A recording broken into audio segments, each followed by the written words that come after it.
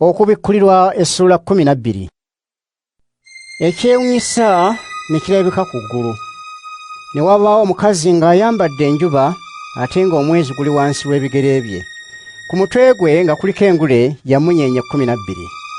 Yali lubuto ng'alumwa, n'aleekaana mu bulumi obw'okuzaala.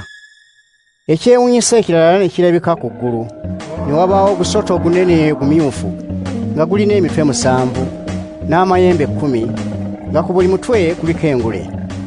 Omukira gwagwo ne guwalula ekitundu ekimu ekyokusatu eky'emmunyenye ez'oku ggulu, ne gukisuula ku nsi. Ogusota ne guyimirira mu maaso g'omukazi yali okumpi okuzaala, gulyoke gumire omwana we. Omukazi n'azaala omwana ow'obulenzi, agenda okufuga amawanga gonna ng'akozesa omuggo ogw'ekyuma. Kyokka omwana we n'atwalibwa eri Katonda n'eri entebe y'obwakabaka. Awo omukazi n'addukira mu ddungu mu kifo kyateekebwateekebwa Katonda. Omukazi oyo bamuliisize eyo okumala ennaku 1260. Olwo ne wabaawo olutalo mu ggulu. Mikayiri ne bamalayika be ne balwanyisa ogusota. Ogusota nagwo ne gubalwanyisa ne bamalayika baagwo. Naye ogusota ne guwangulwa. Gwo ne bamalayika baagwo ne batakkirizibwa kwongera kusigala mu ggulu. Ogusota ogwo ogunene gwe musota ogw'edda okuyitibwa omubi era Sitaani alimbalimba ensi zonna, ne gusuulibwa ku nsi awamu ne bamalayika baagwo. Ne mpulira mu ggulu eddoboozi ery'omwanguka erigamba nti, "Kaakano Katonda waffe atulokodde, alaze amaanyi ge n'obwakabaka bwe n'obuyinza bwa Kristo we, kubanga oyo alonkoma baganda baffe n'abaloopa emisana n'ekiro mu maaso ga Katonda waffe agobeddwa mu ggulu.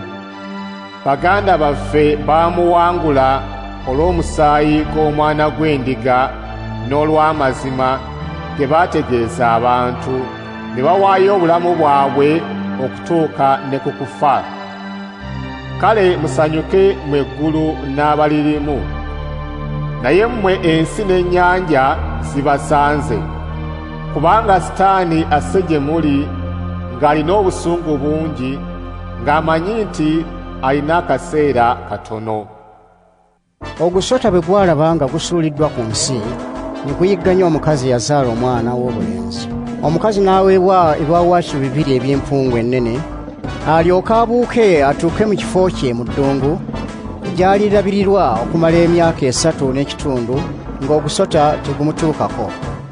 Omusota ne guwandula amazzi okuva mu kamwa kaagwo nga galinga omugga, ne gagoberera omukazi gamukulugguse. Naye ensi n'eyamba omukazi, n'eyasamya akamwa kaayo, n'emira omugga ogwava mu kamwa k'ogusota. Ogusota ne gusunguwalira omukazi, ne gugenda okulwanyisa ab'omu zadde lye abaasigalawo. Abo bonna abakwata ebiragiro bya Katonda ne banywerera ku ebyo Yesu bye yabategeeza. Awo ogusota ne guyimirira ku lubalama lw'ennyanja.